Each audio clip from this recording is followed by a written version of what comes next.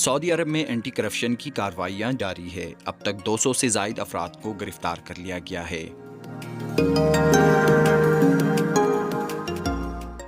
ملک بھر میں انسدادی بدعنوانی کی کارروائیوں میں مختلف وزارتوں سے تعلق رکھنے والے 207 عہدیداروں کو گرفتار کر لیا گیا ہے۔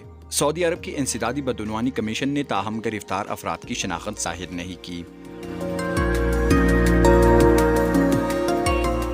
اینٹی کرپشن کی کارروائیوں کا آغاز سعودی ولی عہد شہزادہ محمد بن سلمان کے حکم پر 2017 میں ہوا تھا۔ سعودی انسدادی بدعنوانی کمیشن اب تک 106 ارب ڈالر کی اساسی ریاست کو واپس دلا چکا ہے۔ کمیشن کے مطابق اس تازہ ترین کارروائی میں 460 افراد سے متعلق تفتیش کی گئی، جس کے بعد 207 سعودی شہریوں اور رہائشیوں کو حراست میں لے لیا گیا ہے۔ زیر حراست افراد پر فراڈ، کرپشن اور اختیارات کے ناجائز استعمال کے الزامات عائد کیے گئے ہیں۔